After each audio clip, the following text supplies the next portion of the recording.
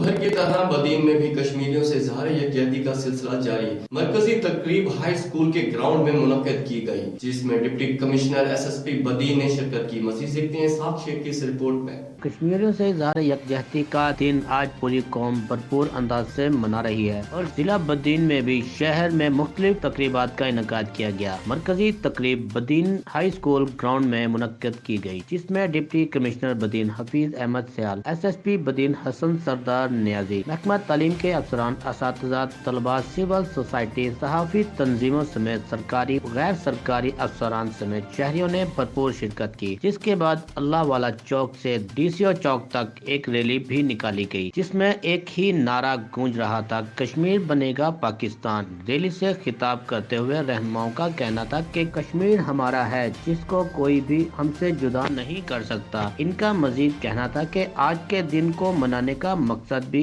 यह है कि कश्मीर भाई बहन बच्चे खुद को अकेला ना समझे। पाकिस्तान का बच्चा बड़ा बूढ़ा इनके साथ है और हमेशा साथ रहेंगे। कैमरामैन टीम के साथ इसाक शेख, राज न्यूज़ बदीन।